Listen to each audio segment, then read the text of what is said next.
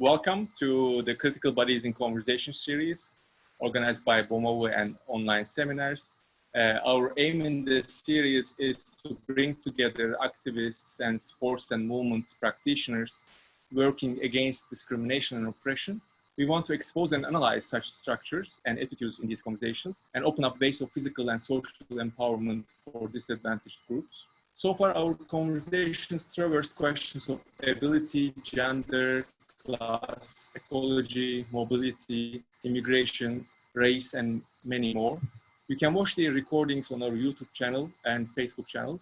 Last 2 weeks, our focus was the question of race and racism in Turkey. We discussed these questions in light of recent protests against George Floyd's murder in the US. Today, we have two guests from the heart of these anti-racist struggles, Natalie Richman and Ezra Kidane. Thank you so much for joining us. Natalie Richman is an immigration attorney and activist in Philadelphia who works with immigrant professional athletes. She is a third-generation immigrant herself from Cuba, and she's also a skillful baseball player. Ezra Kidane is a financial analyst. By the way, I'm sorry if I'm mispronouncing your name, Ezra. Just correct me. That's okay. It's Kidane. Kidane? Okay. So yeah, thank you. Kidane.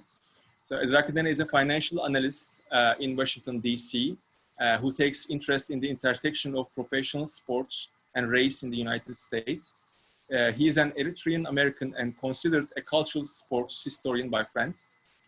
I'd like to hand the microphone to you with a general question, and then I will turn off my camera and mic.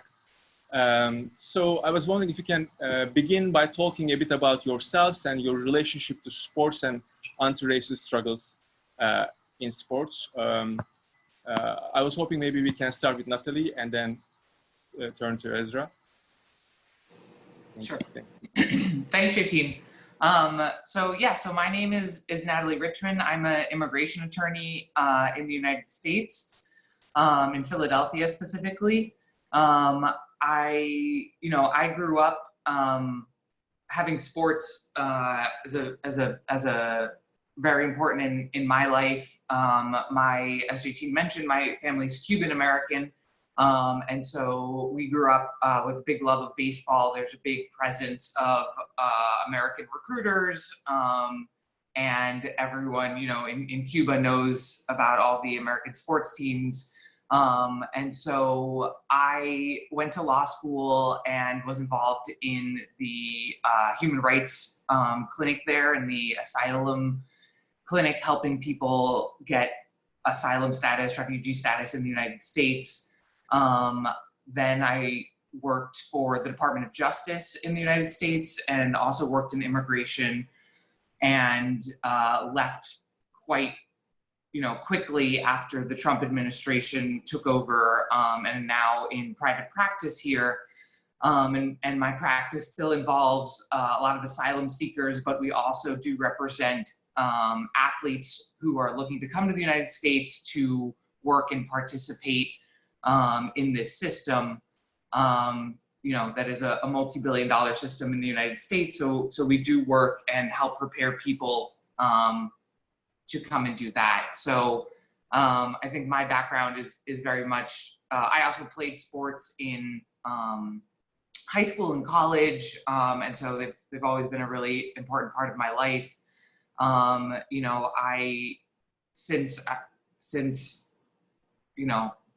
I was little, I definitely would consider myself an activist. I remember my parents taking me to protests, and so I've been involved in the Black Lives Matter protests here, and have been, very supportive of Colin Kaepernick and the Black Lives Matter movement across the sports platforms. I think it's a really good cultural structure that we have moving here, and I think it's gained a lot of momentum, and I'm really excited to see where it goes. Yeah, similarly to that, well, I'm again introduce myself. I'm a financial analyst based in Washington, D.C. And prior to working in finance, I studied African American history. And as similar to Natalie, and as Chiti mentioned, sports has been a foundational part, of my life since I was a kid. as an Eritrean American, soccer has always played a really important part in my life, both playing soccer, which I still play, and watching soccer and watching other sports and using sports as a medium to connect with others, which I think is one of the really important aspects of sport in modern life. In addition to that, I think it can be a platform for expressiveness, both sort of artistic expressiveness, which I think we'll talk about a little bit further in the conversation, but also political expressiveness as it relates to Black Lives Matters. Colin Kaepernick obviously is a huge figure in sports, at the intersection of sports and politics in America. And it can be a place where negative stereotypes still exist, and racism comes through very clearly. As I said, soccer has been a really important part of my life, but it's also the first place, on a soccer field was the first place I remember being called a racial slur, as a 10-year-old kid, by a classmate. So those things are, I think, inextricable, especially in American societies, and I'm looking forward to talking about that more.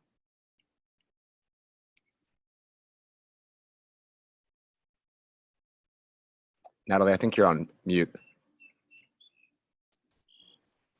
So I think, Ezra and I are friends, and I think we talk about this a lot in just our everyday conversation. So we're really excited to kind of share with you our thoughts about it. But I know people are coming in with different levels of structure of sports in the United States. So I think we just wanted to start off maybe with a timeline on how we see things as it relates to Black Lives Matter and Colin Kaepernick's protests. So just date-wise, I just wanted to talk about how, so it was, my date that I have is August 2016 is, the first time that Colin Kaepernick is kneeling. He says, exact quote, "I'm not going to stand up and show pride in a flag for this country that oppresses Black people and people of color. To me, this is bigger than football, and it would be selfish on my part to look the other way. There are bodies in the street and people getting paid leave and getting away with murder." So that's August 26, 2016. And I think it was definitely national news from what I remember, but I think, and we've been talking about this, I think it really, blew up, unfortunately, when candidate Trump then really threw it and began this cultural war using not, uncontroversial statements or actions, but really created this divide based on, I think it's very, very simple what he's explaining, what he said, and somehow, it really fell on a lot of deaf ears. And so when it was kind of thrown into this cultural battle, we really started to see this separation, this anger, and just people really not understanding the concept of what he was, kneeling for and protesting for. Yeah, I think that's exactly right. And just to throw even some more historical context in there, 2016, that's 4 years after Trayvon Martin was murdered, right? That's 2 years after Michael Brown was murdered. And this is, happening in a country where the police kill roughly 1,000 people a year. There's not great data on it because police departments aren't held to much account here. And disproportionately, those people are Black and brown. So it's not as if there was just one single precipitating event that led to Colin Kaepernick's protest. It's, a long history of violent policing and sort of asymmetrical policing on racial dimensions. And I just wanted to talk a little bit more about his form of protest, because Trump, I think, correctly identified that this could be a wedge issue, right? That folks don't understand the sort of racial bias in policing and how that so negatively affects Black and brown communities. Literally thousands of people are dying. And one way to sort of make that a acceptable argument to have if you're sort of trying to reject the protest is to focus on the form of protest and not on the injustice. So, folks said this is not respecting the American flag or the American anthem if you kneel. But he actually took consideration to have the most reverent form of protest he could find. He reached out to actually an American military veteran to say, hey, you know, I planned on sitting for the national anthem, and I think he did for 1 or 2 games. Natalie, you can correct me if I'm wrong here, but No. after thinking about it more, he was like, I don't want to sit because I don't want to be seen as being disrespectful. So he spoke with American military veterans to come up with a form that he thought would be the most sort of reverent, right? Saying, look, I want to ask for, I want to demand change, but I'm not going to do something that I think kind of disrespects the flag, right? Which is the whole argument that people use against him. And he landed on kneeling, right? That's like a sort of prayerful, almost reverent stance to take, which I think is actually a really well considered stance, but it was still used against him. So I think when it comes to how we think about Black action between the lines of the sports field, pretty much everything is off limits unless it's just shut up and dribble, shut up and play the sport. And I don't think that sort of criticism is possible for a white athlete, honestly. Yeah, no, I agree. I think those are excellent points. It really, you know, and to put it into context, the shut up and dribble, I think, came from LeBron James, the basketball player, who also spoke out and has been involved. And then President Trump, you know, told him to shut up and dribble. And I think this is the critique that you know, we see across the board of Black athletes and athletes of color who are using their platform in a way to protest. And, you know, as Ezra said, there's just, you know, no way for them to protest. It really just comes down to people don't want them to protest. I think after, you know, Colin Kaepernick and was joined by a lot of fellow athletes in the NFL, then unfortunately, you know, the NFL came out and said, the commissioner of the NFL, and he said, you know, I don't agree with what he's doing. He's disrespecting the flag. And so then we see, and we're going to talk about this later, but, you know, the structure, the sports structure and the people, the leadership, the people in charge, those people coming out against any of the protests and not engaging with discussions on with athletes and about systemic issues, and instead just very much siding with the ingrained power structures already, and not supporting their athletes because I think they're trying to protect, obviously, their money-making capabilities, because that's really what professional sports is about in the United States, and obviously probably around the world, is you know, how much their bottom line is and what their earnings are. Yeah, 100%. I think it's just like a really great example of white privilege, right? Like not examining the injustice at all or the systemic bias at all, and changing the conversation to one that's more convenient for, you know, your bottom line, which is this is going to be about the form of protest rather than what's actually wrong with society in America. The conversation, I think Colin Kaepernick. Yeah, I think we're moving in that direction, right? Like support for Colin Kaepernick for Black Lives Matter has definitely increased, you know, a lot in light of the recent events. Yeah, do we want to shift to sort of the more recent developments? Yeah, definitely. Sure. Yeah, so I think, as everyone is aware, with the killing of George Floyd and Breonna Taylor and countless others, is kind of the straw that broke the camel's back, led to, you know, mass protests across the country.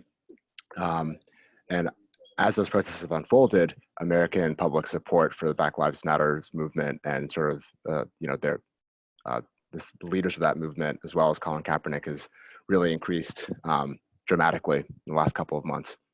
And with that, we've seen Roger Goodell, the commissioner of the NFL, sort of backtrack a bit on his previous position and apologize for how Colin Kaepernick has been treated. We've seen. Sorry, Ezra, let me just do a quick side note so sure. This happened in 2016. Colin Kaepernick's contract was up in 2017.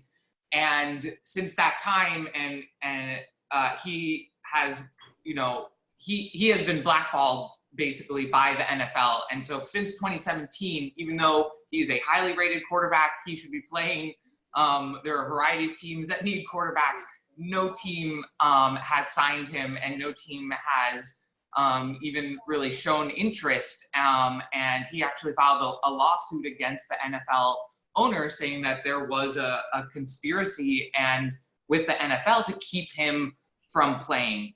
And I think there was actually a settlement in that suit. But just so you know, the backlash of this is you have, he was in the Super Bowl the year before, and then he became really the face of this movement. And since then, he, when it comes down to it, he lost his job. He has not been able to work as a professional football player. He's been incredible in, this movement and his platform. And I think it has been really incredible to see, corporations, even, like Nike and other things still support him when it should be a controversial stance. But the bottom line is he has not been able to work since this stance. Hey, Natalie, can I ask you a question there? Yeah, of course. Do you know like the specifics of that suit, and do you have a view as to what his chances would have been if that had gone to court rather than settle? Yeah, that's a good question, and I remember reading about it, and I can try to look it up quickly, but my understanding of it was that it was kind of a conspiracy suit that the NFL owners, who I think all are white. Yes, I think that's right. Right, that's a correct statement. Right, so all owners of the NFL teams are white people, and that they, kind of had an internal pact where no one was going to hire him or really even give him a chance or an opportunity. It was only until last year that they even kind of gave him this BS workout where they allowed him to like train and show off his skills. And, he's always been very adamant saying, look, I'm in great shape. And when you look at his stats, right, so you can look at it objectively and you see his stats as a quarterback compared to other quarterbacks in the NFL. And he's not the best, but he's certainly not the worst. He's definitely in the middle. And so I think those statistics, when you have objective data like that, I believe that was in the lawsuit to really show, look, like there's no reason other than my political stance that you aren't hiring me. The data's there. I'm a good quarterback. I can play. And so I think it was alleging that, the owners were not hiring him. And so it's hard, right? Because employment discrimination is already a really tough area of the law to kind of file lawsuits in. You really need to show, specific discrimination and, this culture of discrimination and how it affects you. So I would assume they didn't want all their internal emails and, it's all older white men. So I'm sure they had texts and God knows what on a platform that all would have been discoverable in if they had gone to trial. So I assume there was a lot of things that they didn't want coming out. So I don't know, on the face, I never read what the entire complaint in the lawsuit. But if, he's settling out of court, I would assume there was a lot that they didn't actually want to get out. And even more probably that we didn't know about that would have been, that would have kind of come out. Sure, and been extremely damaging. Yeah. Right. This is kind of a tangent, but that actually made me think, like, there were several other players who kneeled with Colin Kaepernick who continued to play in the NFL. And I feel like part of that is that he played the position of quarterback. And that kind of has a privileged space in like the American mind. I have my theories, but do you, Natalie, do you have any opinions there as to like how that made a difference and why he was blackballed and why, like, say, like maybe a player like Eric Reed continued to play, who was a safety for the 49ers at the time, I believe, in 2016? That's a really interesting question. I mean, I think, you know, it goes for, I'm not sure how many people are familiar with American football, but, you know, the quarterback is definitely the most important player on the field. They, you know, receive the most criticism, they receive the most praise, they can really make or break a team. And so I think, you know, given his success, I think he had been in, you know, the Super Bowl, the championship, a year or two before that. And I think also, you know, San Francisco is, you know, a liberal town. I think he felt that he would have had the support of his team, of his community. I don't know. I think he would have done it regardless either way, but I think he felt safe. And I don't know that he thought it was going to be as big as maybe it became. And, you know, you can kind of blame the president. You can blame, I don't know, a lot of things for how divisive and kind of big the protest became. But unfortunately, you know, he didn't have that support. I think the tides are changing, but again, it's what, 32 white people who control who gets hired. So, you know, he's at the end of the day, he's still out of a job. Yeah, definitely.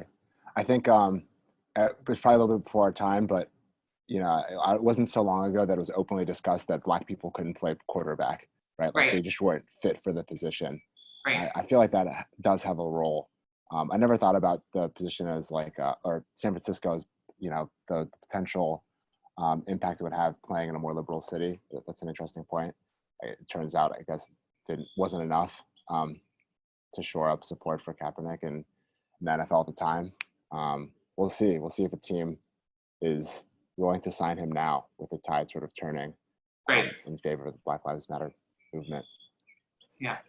And I think that's a good point to kind of pivot to that article that we had discussed, Ezra, about athlete stereotyping. I don't know if you want to talk a little bit about that a little bit.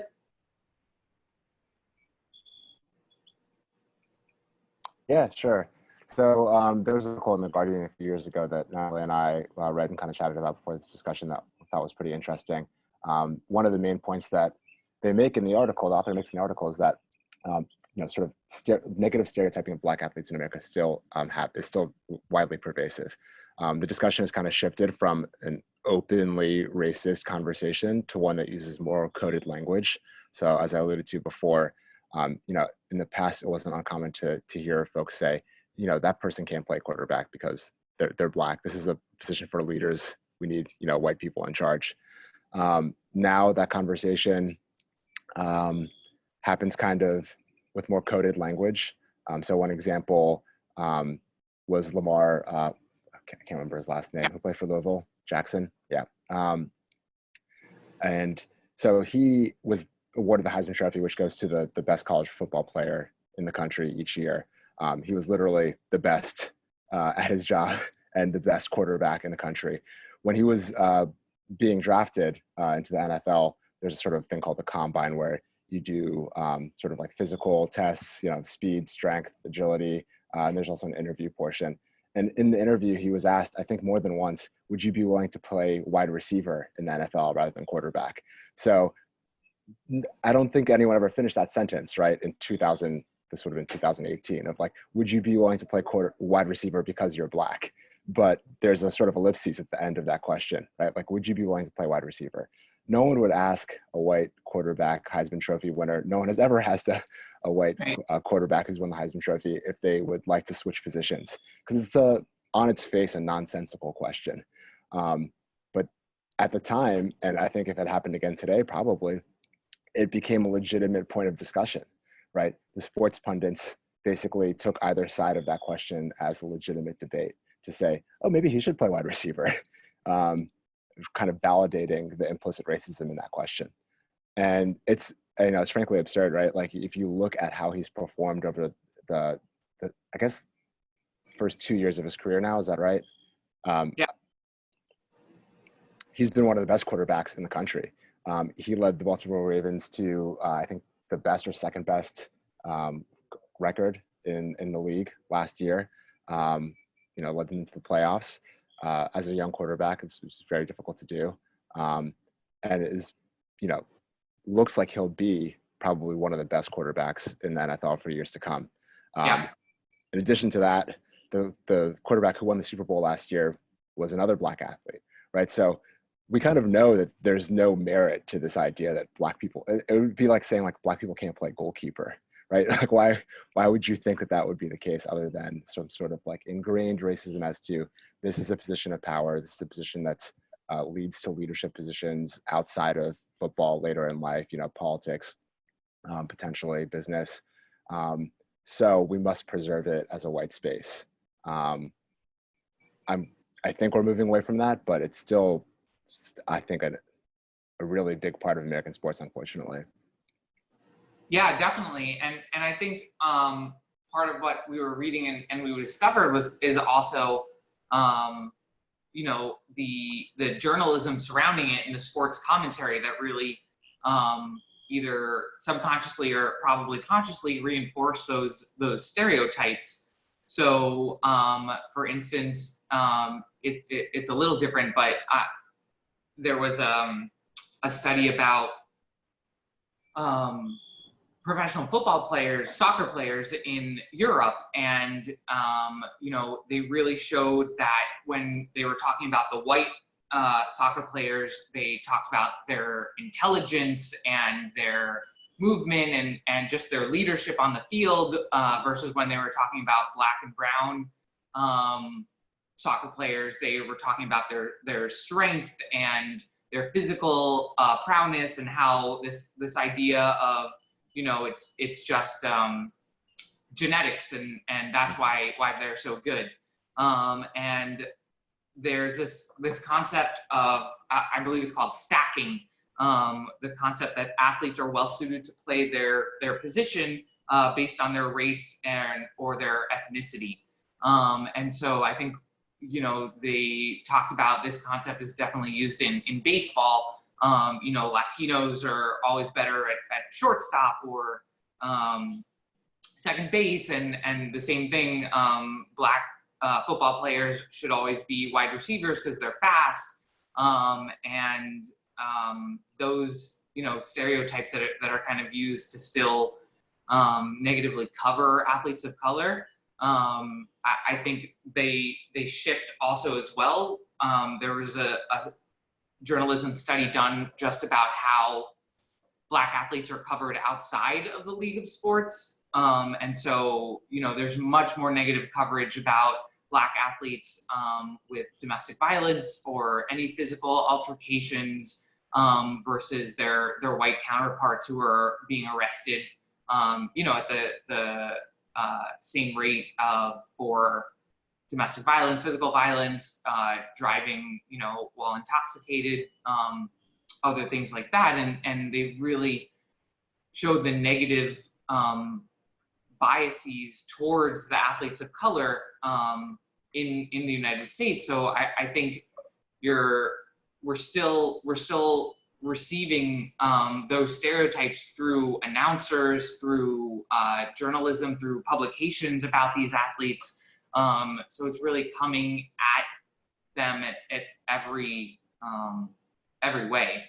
Yeah, definitely. And it's so insidious that you even see the stereotyping of Black and brown athletes happen by Black and brown watchers of sport, which is one of the things the study found. And I think really speaks powerfully to like the level of implicit bias, right? It's not just like, overt racists. It's Right. kind of ingrained in the American psyche almost. And you have to be aware of it to counteract it, I think. Another point you brought up, Natalie, that I thought was interesting was the idea of like stereotyping Black athletes or brown athletes as being sort of like freaks of nature or like very, like superhumanly strong or fast. And, that may seem like a positive stereotype, right? But one, it's used to stack those players into positions which, may get paid less or may have fewer opportunities for like vocal leadership. But but two, it also dehumanizes them, right? You're saying like this person is not like a human being. They are like some sort of potential beast or chattel, like beast of burden that can do the heavy work of an oxen that a man can't do. I think there's a level to that. I think that's something we can't ignore. And then finally, like you were bringing up the negative coverage and sort of stereotyping of Black and brown athletes. And I think another example of that is like the propensity to characterize Black athletes as locker room malcontents, right? So one example that the author of that article brought up was Dez Bryant, who was a wide receiver for the Dallas Cowboys football team, who was like supremely talented, probably the best wide receiver in football for a few years, but was kind of seen as being difficult to work with, and kind of probably was run out of the league earlier than he would have been otherwise. His career kind of ended a little bit shorter than he thought it might. And he was, as I said, characterized as locker room malcontent. At the same time, there are plenty of examples of white athletes engaging in similar or worse behavior in the locker room who never faced any repercussions. And an example of that would be like a Richie Incognito, who was a offensive lineman for the Miami Dolphins, who repeatedly used racial slurs to bully his teammates, basically into retiring, and got second chance after second chance, despite being known to be a locker room malcontent. So I think there are just kind of countless examples of, that sort of double standard that Natalie referred to. Yeah, definitely. One other thing I'd like to just add on. Sorry, Natalie. I think you were out there. I know we were talking about the artist Arthur Jaffa a couple weekends ago, who's an American visual artist who's really interested in sports as well. And I was listening to an artist talk with him, and he had mentioned a point that I thought was really great. And this is kind of going back to like the quarterback position and the idea of stacking. Like in the 60s and 70s and 80s, the idea was that, hey, the quarterback is the leader. They kind of are the most important person in the leadership structure, maybe even more so than the coach, because they're actually out in the field in the huddle calling the plays. And if you're the high school quarterback, if you're the quarterback of your high school football team, like you're the kid who's going to go to the good college, the Ivy League college, become an executive, enter politics, that idea. And if you're the quarterback of an NFL team, you're the most important person in the organizational structure. As more Black people entered that space, Jaffa's theory is that power structure shift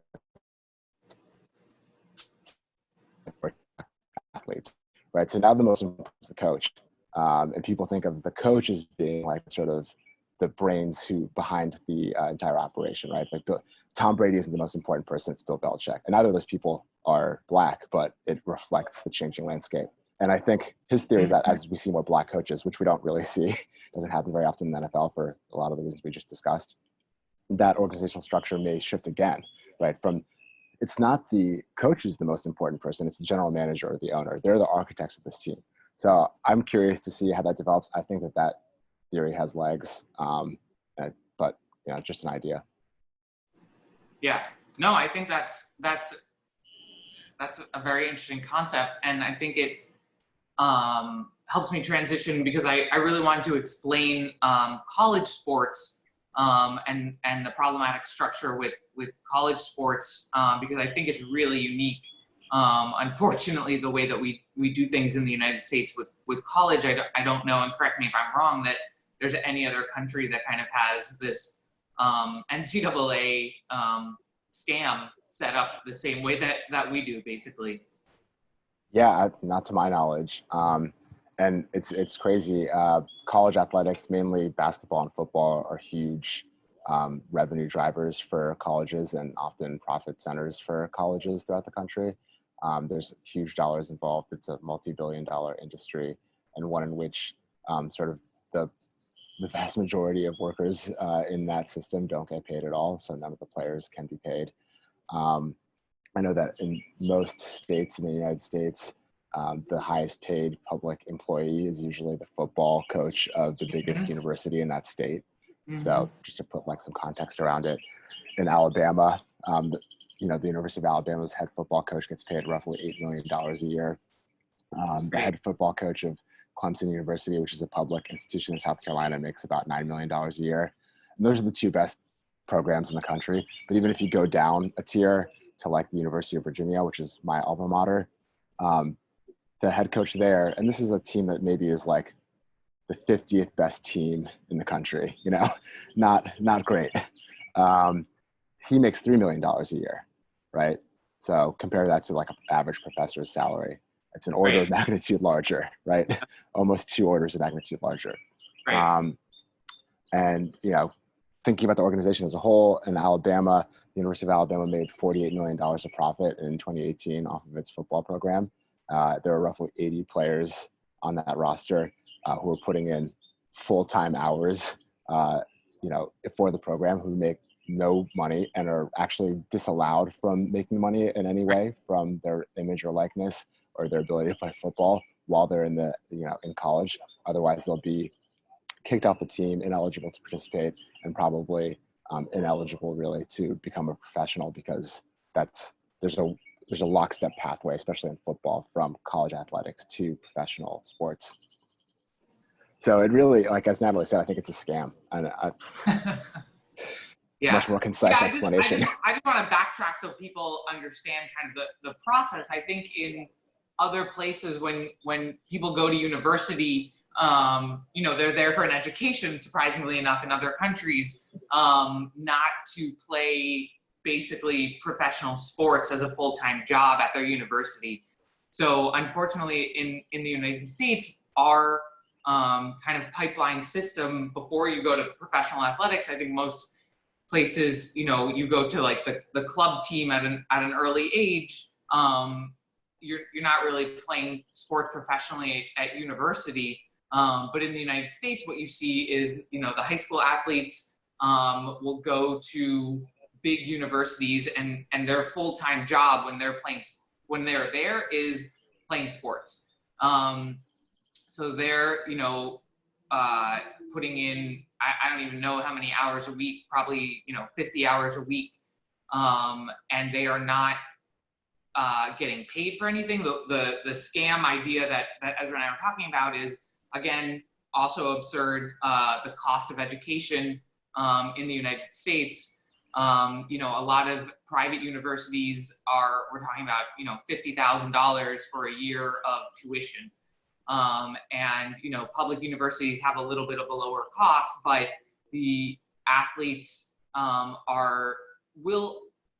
generally are going to be on scholarship, so they'll get their tuition paid and maybe some money for room and board and other things, but they're expected to devote their entire lives to the athletic program at their school that's, you know, paying for their entire tuition.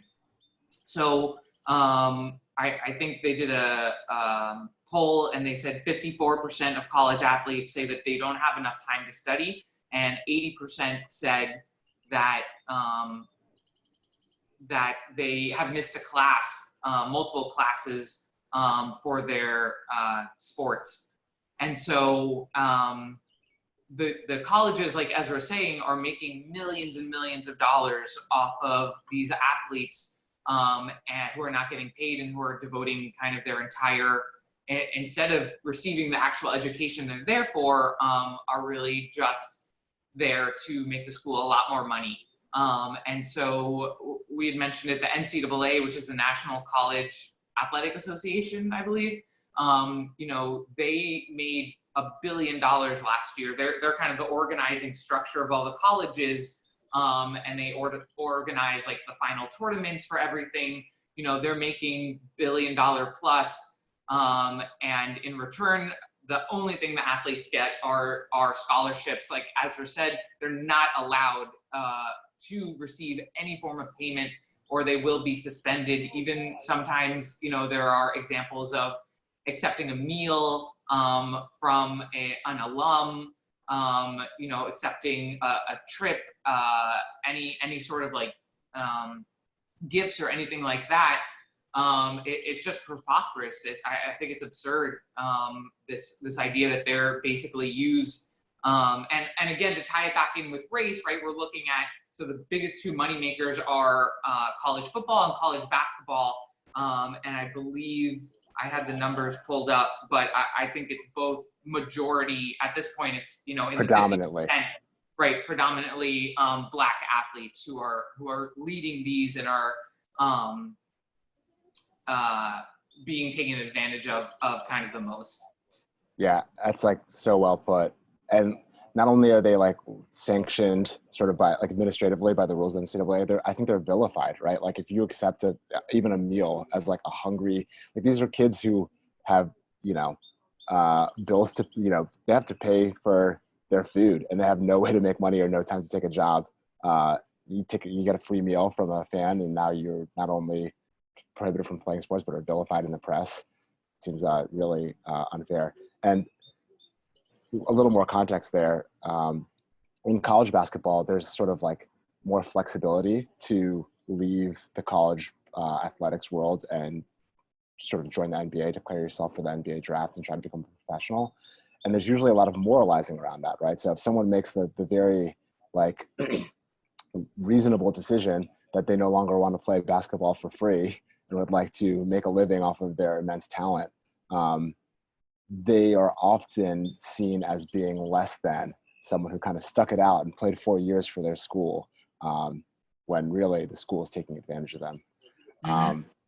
Hey, Natalie, I see we're getting some questions on immigration. Sure. Maybe do we want to shift there? But before we shift there, there was a question on the situation for Native Americans in U.S. sports. So maybe we can try and tackle that really quickly. I don't know if you have views on the issue of discrimination against Native Americans. Yeah, unfortunately, I'm not super well versed in Native Americans in sports. I can say that Native Americans face one of the highest levels of discrimination, one of the highest poverty levels. Native American women have absolutely astonishing rates of sexual violence, domestic violence against them. And so while I don't think we necessarily think of them in terms of sports, when it comes to sports discrimination, I can tell you that the just day-to-day discrimination faced by Native Americans in the United States is pretty astonishing and pretty horrible. I don't know if you know any specifics about sports, Ezra. Like you, I know a lot about the sort of representation of Native Americans in sports, but I imagine, and the examples I do know kind of follow the same lines as discrimination against other Black and Brown communities. So, right, like there's systemic bias in society, incredible discrimination, as you mentioned, and it's reflected in sports, I think. One example that comes to mind is the way sort of we characterize how sports are played, I think is often racialized. And there's a documentary on Netflix about a high school basketball team on a reservation in the United States. I forget which reservation, but basically they're one of the better teams in the region. And they have a style of playing that they call res ball, which is predicated on high pace, lots of passing, shooting early in the shot clock. And despite winning lots of games, they're kind of seen as playing basketball the wrong way by predominantly white schools in the region around them. And they kind of, outside of the reservation, the term res ball is used derisively. And I think that's probably a racialized view, right? Like if we talk about the Golden State Warriors passing the ball and pushing the pace and shooting lots of threes, no one thinks of that as being playing basketball the wrong way because they have a white head coach. Part of it is they have a white head coach who's seen as the architect of this. And they have biracial players who can present as white. And, they are Black, but I think they are potentially more palatable Black figures in sports because of their, ability to present as white. Unfortunately. But yeah, sorry, that's not a very direct answer to the Native American question, but just an idea there. Do you want to touch on immigration in sports and maybe baseball, Natalie? Yeah, definitely. So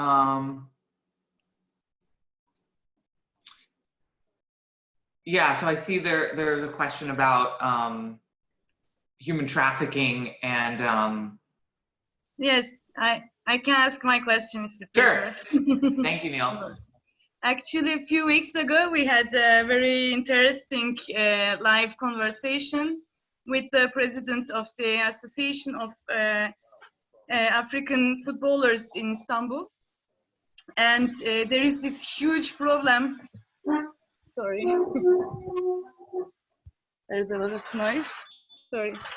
Yes, there is this huge problem actually in Turkey about human trafficking of footballers, especially footballers from Black African countries.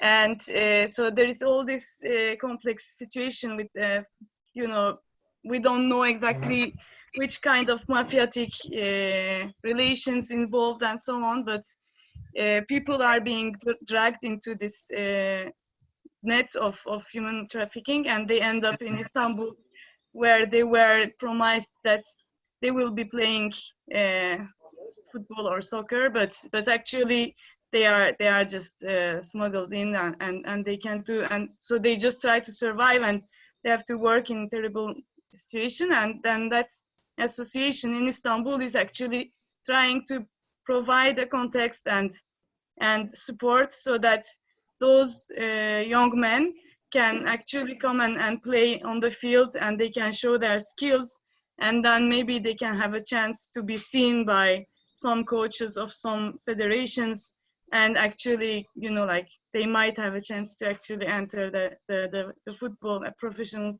football system. So I was wondering, because in your bio, Natalie, there was I see you work with the migrant athletes. So I was wondering, you know, like if there is a similar situation in the US, and what are the hopes and aspirations of athletes who come to migrate in the US?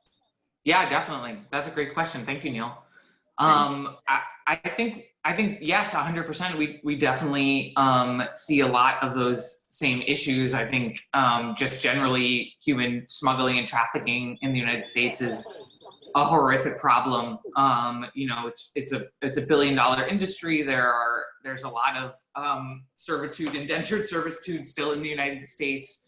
And I think we definitely see it in the context of sports. I think in the last few years, and Ezra, we've been talking about this, but for example, the best examples I know of are actually in the baseball context of Latin American baseball players, you know, paying coyotes to smuggle them into the United States, and actually organization, the professional sports organizations, it's a little different than when you talk about, Neil, but the baseball organizations actually paying the smugglers and helping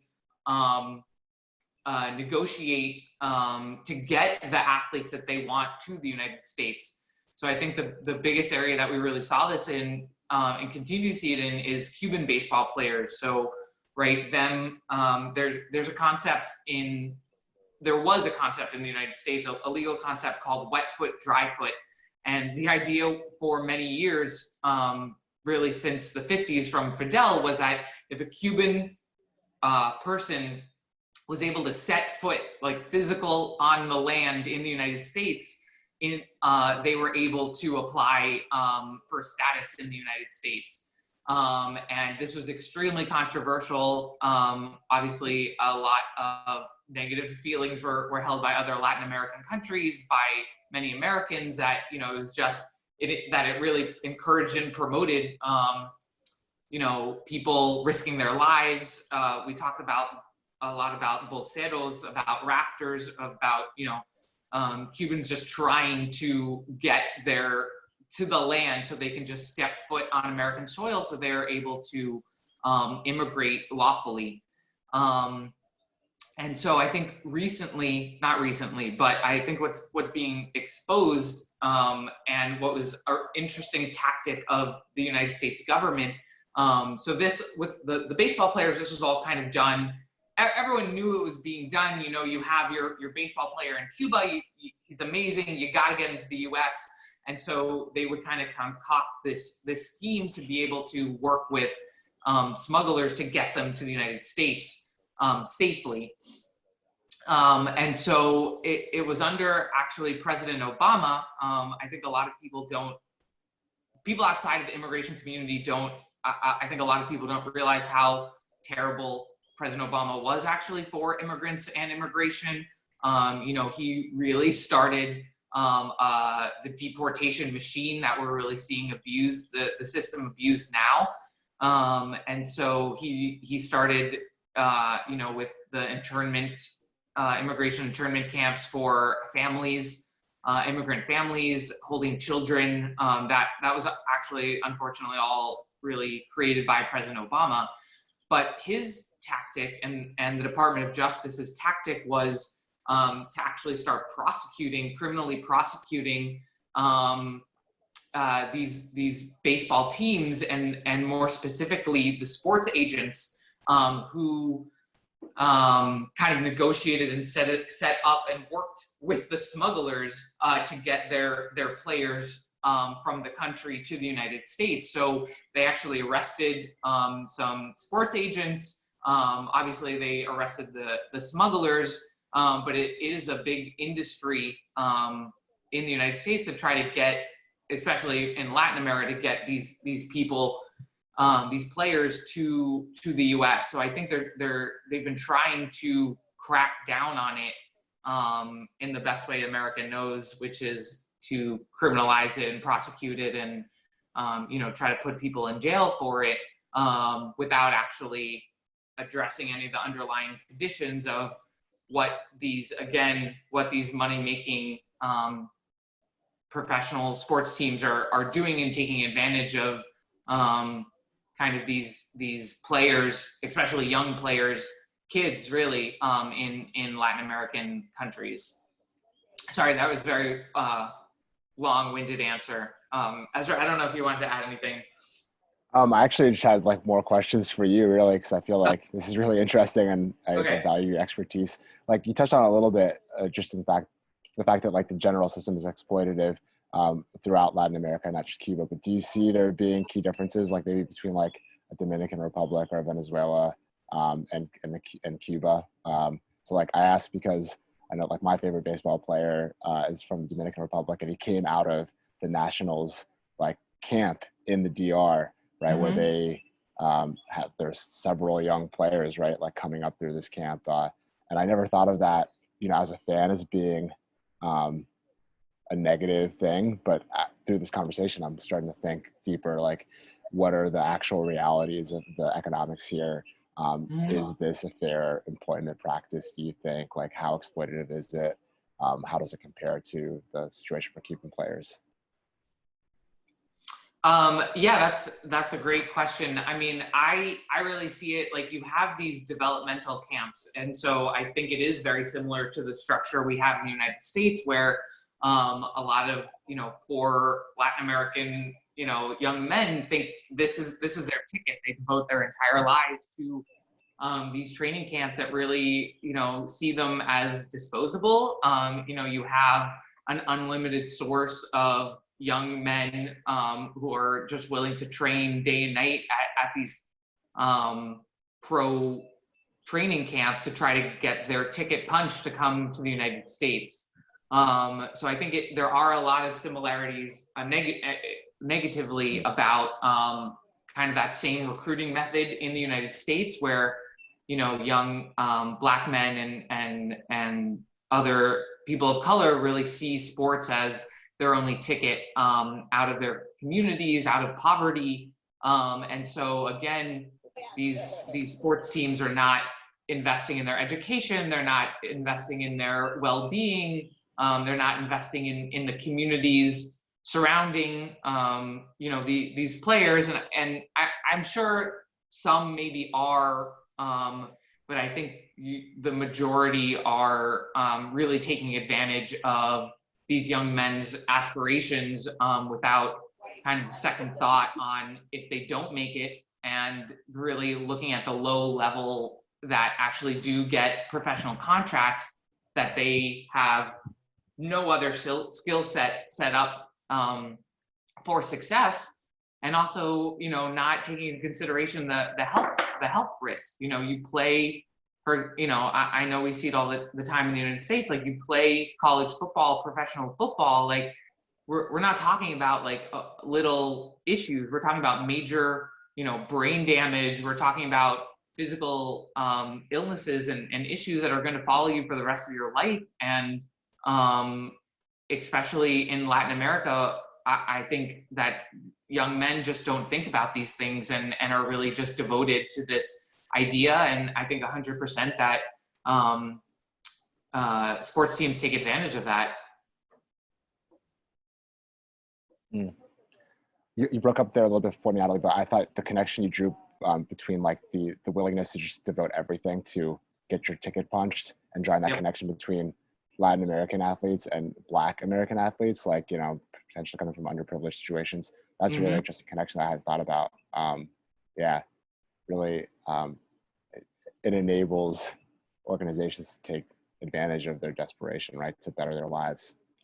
I had another question, which is kind of on a different track, but Okay. what do you view the potential like improvement? How do you view the potential migration policy of a Biden administration, right? If you were to win the election in 2020, do you think that given how sort of negative Obama was on immigration, we're not going to likely see much positive change? Or Right. yeah, I wonder what your thoughts are there.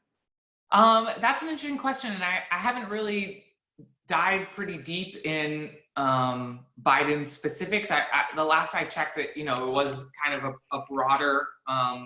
You know, I don't expect him obviously to be as horrific as Trump. I think we're just excited to try to destroy a lot of try to roll back a lot of the terrible policies that Trump has kind of implemented. But I don't see him, you know, again, it's another talk, the issues of Joe Biden, but I don't see him being particularly progressive on immigration. I think he will maybe lean toward Obama's structure. You know, the issue is that the structures are already in place. The problem with ICE is now way too far gone. You need to abolish ICE. There's no really coming back from it. It's the same as the police structure in the United States. Like the way that it's been established, the people involved, the mentality.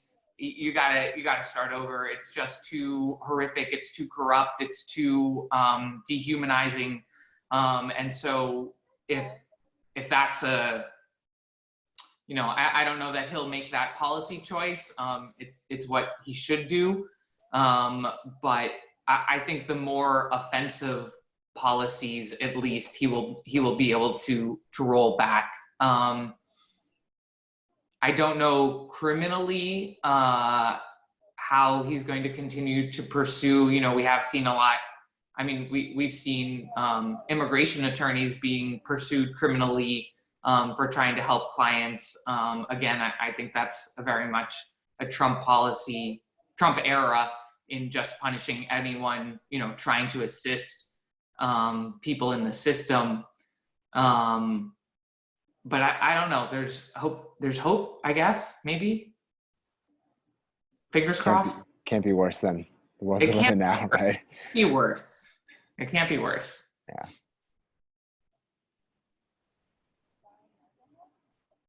Yeah. I don't have much expertise to add there, so I'll let you have the final word on that. 15. If I may jump in, I actually had a question as well. Sure. Your title, it's about your title. Your title was Race Representation and Immigration in Sports in the U.S. Yeah. And when I read representation, first I thought, initially I thought of like imaging, of representation of something. And it has this double meaning, representation of demographics in society in the sports. I mean, I presume that was the meaning, the major meaning. But there is also the other, other meaning of the term, meaning this, the image of something, right? Representing something. And this kind of gets me thinking of how sports change society, how change in sports has a major effect on the society, because it is sports. I mean, we're watching these activities very eagerly. They're all on the stage. They are broadcasts and reach to millions, and certain kind of representation in terms of who is present and active in sports has a significant impact on our understanding of who is entitled to act, who is entitled to be a hero or heroine, right? I mean, so that's like a very interesting connection and very interesting power of sports over society. So these were some of the thoughts, and that kind of wanted to ask a broad question in the sense so that, like, how do you see changes in sports transform society in that sense, and vice versa, of course, right? How changes in society transform sports. I'm asking this as a very general question. I don't expect you to kind of completely answer this, especially considering the time limitations we have. But if you can a little bit talk about the agency of sports in the society, that would be really helpful. Sure. I love that question, by the way, and I love the link you drew between the two meanings of representation and that question. I think Natalie knows I'm pretty cynical as a person. Like I feel like athletes can do a great job, right, of using their platform to be expressive, both almost artistically and politically. I have less faith in the American public and their proclivity to change when faced with these issues. But I do think it's important, right, that like Kaepernick took that knee, right, and plenty of other players did it with him, and that the U.S. women's national team in soccer did the same, right? They're reaching different audiences, those two groups of people. There's overlap, but they're reaching different people, and I think they're bringing the issue up. I'm not sure how many minds they changed. It seemed to be just kind of like a wedge where everyone just kind of dug in their positions where they were at the beginning of those protests. I think what has changed people's minds is just the sort of like horrific killing of George Floyd.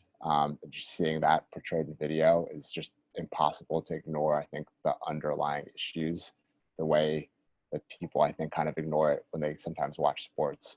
So I don't know. I think as society changes, we might see more changes in the sports field, right? Like as opinions change in the reaction to the killing of George Floyd, opinions to Colin Kaepernick change, right? And he becomes more acceptable because people understand his point. I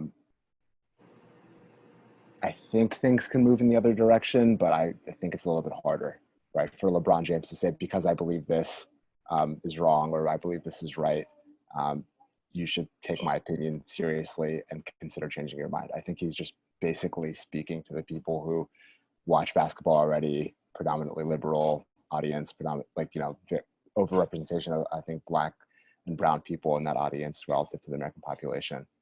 That was a meandering answer. Natalie, I'm sure you have some thoughts you'd like to add that maybe are more structured than mine. No. That was great. I was thinking about it in a historical context, more in the United States, because I think, I don't know if things have changed. I feel like they have, but I feel like the visualization early on really helped change the hearts and minds, at least with professional sports. The first thing that I thought of was Jackie Robinson, right?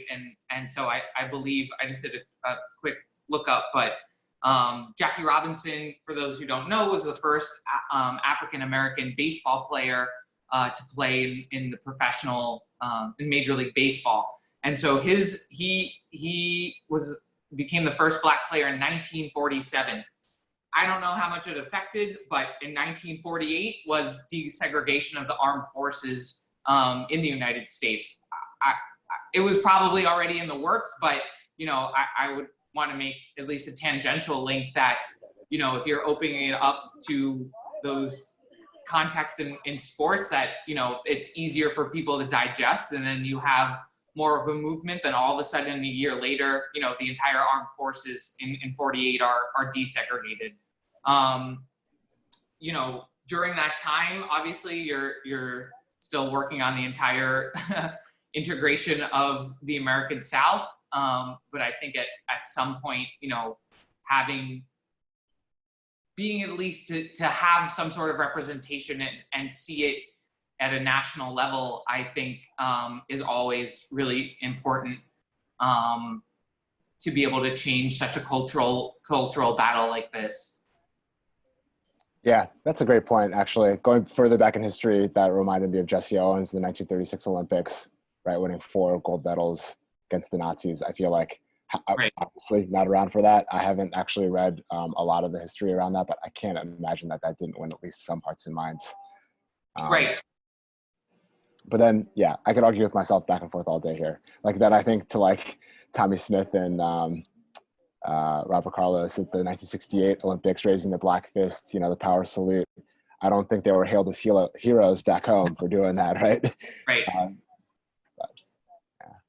Hey, can we jump back to that Native American question real quick? Because Jatine's question reminded me of an obvious example and probably a blind spot for me, and just another example of how we can forget our implicit biases. Native American representation in sports is pretty uniformly abysmal in the United States, right? So there's not a lot of people in positions of power or even on the field. But at the same time, the iconography of Native Americans in sports is like abjectly racist and continues to be. Right. It's right on my doorstep. I'm from Washington. The Washington football team, their name is a racial slur. They refuse to change it. There's been mounting pressure recently to change it. It looks like maybe they will, but it's just really terrible, right? The Cleveland Indians, not as terrible a name perhaps, but the logo they used up until a few years ago was just really offensive. You can go look it up, but basically it's a sort of like racist caricature of a red-faced Indian with like a giant sort of almost like, I don't know how to describe the smile, but it's it's just like cartoonish. It reminds you of the characters. It's like a caricature, kind of the same drawing that and the way that they used to do character portraits of African Americans. I mean, it's yeah. So just wanted to bring that example up before we call it. I'm not sure how much time we have left. Yeah, that's an excellent point, Ezra. You're completely right that there's definitely not been a lot of headway in getting rid of very blatantly offensive and racist team names. So to even talk about representation in sport, I couldn't even imagine if, I was a Native American playing for one of those teams, how I would feel having to wear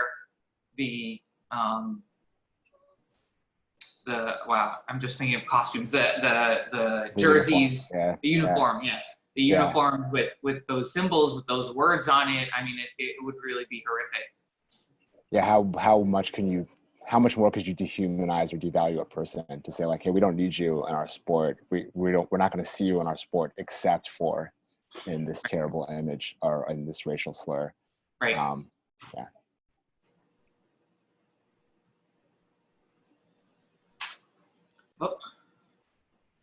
If there are no more questions, I'll keep talking about representation. I don't know, Natalie, if you want to chat about to the preface of Chatine's question, the representation in terms of just numbers of minorities in different sports, I think is kind of interesting.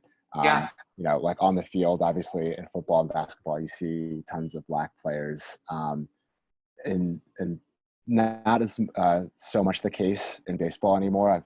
There's like a pretty significant, I think, Afro-Latino population, but not a lot of. I think that there's just Black folks in general, like America and Latin America, and baseball is lower than baseball or football. But what you see as you go up the ranks is that those representations sort of drop significantly. And it's worse, I think, in football, where there are only a few Black head coaches and like very few Black GMs, if any. And baseball, where there's like, I think 2 Black managers. Basketball has a little bit better representation, at least in coaching, and to some extent in the front office and the general manager positions. Do you have a theory as to why that is, Natalie, as a basketball player? About why there's better representation in basketball? Yeah. That's a really interesting question. No, actually, I don't. I mean,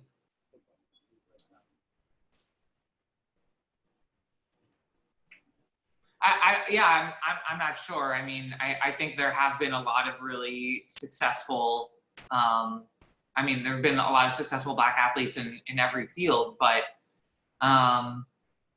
yeah, no, Yeah, I'm stumped too. Maybe that's homework for the group. Think about that. Yeah. Yeah, I mean, I was looking up stats, you know, when we were talking about, at least for schools, for the NCAA and college athletes, like we were saying, it's majority Black and brown athletes in basketball and football. But at least for, you know, they made the distinction of decision makers. So, you know, almost 90% of university presidents are white, 86% of athletic directors are white, 87% of head football coaches are white, 80% of NCAA directors are white, and, you know, the list kind of goes on. So I think in the management positions, I think, you know, you'll see head coaches being Black, assistant coaches being Black, but when it comes to general managers, owners, you know, that's really going to dip. And I think just the structure, I think structurally it's really difficult because, you know, I've read articles about just the idea of how you become an owner, right, in football. And you might know more about this, Ezra, but it's all the other owners have to basically vote and say, you're allowed to become an owner. And Yeah. So a lot of, you know, influential and wealthy Black people have said, they're never going to vote us in. You know, the structure itself is intrinsically racist. The owners, again, it's 32 white people who get a say about whether they have any Black representation in there. And so far, I mean, it's 2020 and there is none. So Yeah. I think until you address that structure, we're not going to see any change in it. That's probably right. Sorry to put you on the spot, that question. I don't have a great answer about it. I think maybe part of it has to do with the conservatism of the